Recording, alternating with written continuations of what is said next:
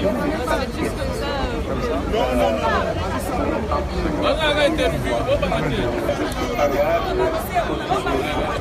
Pourquoi vous avez décidé d'organiser ce rassemblement aujourd'hui? Écoutez, parce qu'aujourd'hui en République démocratique du Congo, il y a trop de morts, ça je pense que tout le monde est d'accord là-dessus. Des viols, comme on n'en a jamais vu sur cette planète. Tout le monde est au courant, tout le monde en parle, mais finalement il ne se passe rien. On a entendu dernièrement, même Madame l'ambassadrice de M. Trump à l'ONU, Madame Nikki Haley, s'est posé la question du rôle de la MONUSCO dans ce pays-là. Donc aujourd'hui, tout le monde s'accorde. Le nonce apostolique, M. Montemayor, a parlé de génocide dernièrement. Le Vatican commence à... Quelles sont les revendications que vous allez porter? Quel est le message aujourd'hui? On a été reçu hier au niveau de la Commission européenne et on a déjà apporté notre message. Donc aujourd'hui, c'est juste pour montrer que oui, ce sont bien les Congolais qui sont... Ce message-là, ce n'était pas un message isolé. Nous représentons la majorité des Congolais, ceux qui ne veulent plus de cette agression dont souffre notre pays, de l'occupation, etc. Et le message que nous apportons réellement, c'est que nous demandons à la communauté internationale d'être du bon côté. D'être enfin du bon côté. On ne peut pas parler de la situation en République démocratique du Congo sans poser le bon diagnostic. Aujourd'hui, quelqu'un qui ne pose pas le bon diagnostic, qui ne veut pas dénoncer l'occupation, le pillage, etc., c'est quelqu'un qui n'a pas envie de trouver une solution, une vraie solution. Donc nous, ce que nous demandons aujourd'hui, c'est nous demander à la communauté internationale d'être aux côtés réellement des Congolais et de faire cesser ceci. Au bout d'un moment, si les solutions qu'on tente de donner aux Congolais n'apportent rien, il faut passer à autre chose.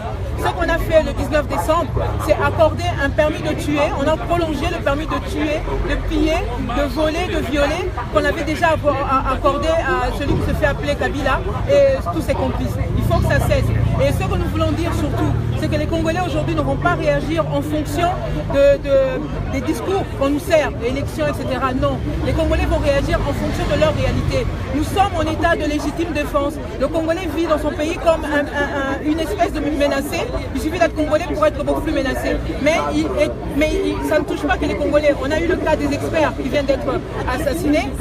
Le 19 décembre, on a vu des expatriés partir en se disant voilà, il va y avoir de l'insécurité. Mais chose étonnante, malheureusement, quelques semaines plus tard, ce sont des expatriés, ce sont des Occidentaux qui sont touchés.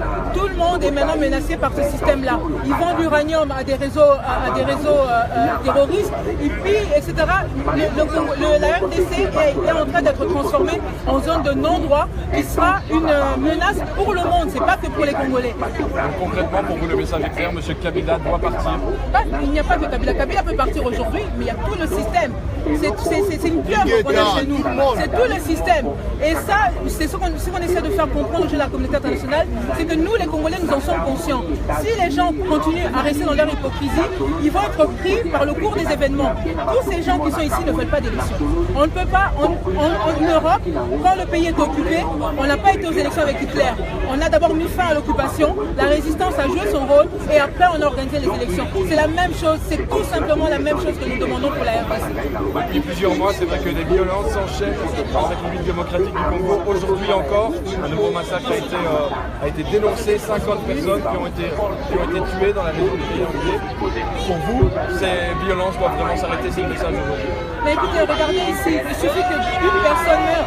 Il suffit qu'une personne meure. Toute la communauté internationale peut se dresser.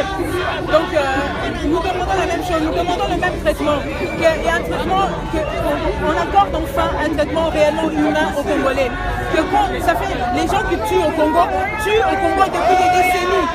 C'est l'impunité qui tue au Congo aujourd'hui. Ces gens-là ont été exonérés pendant des années et c'est eux qui continuent à tuer. Il faut que ça cesse, il faut que cette hypocrisie cesse. Mais ce que nous disons surtout, c'est que nous voulons que la communauté internationale, l'Union européenne retienne. Les Congolais ne vont pas réagir en fonction de leur discours. Nous savons ce que nous vivons. Il n'y a personne qui peut nous dire à nous plus que nous-mêmes ce dont nous souffrons. Aujourd'hui, nous allons mettre un terme à cela, que les gens le veulent ou pas. Nous sommes juste là pour venir donner ce message-là. C'est qu'aujourd'hui, les résistants sont debout. On va prendre nos responsabilités. Nous demandons juste à la communauté internationale d'être du bon côté pour ne pas être bousculés par les événements. Merci beaucoup. Merci à vous.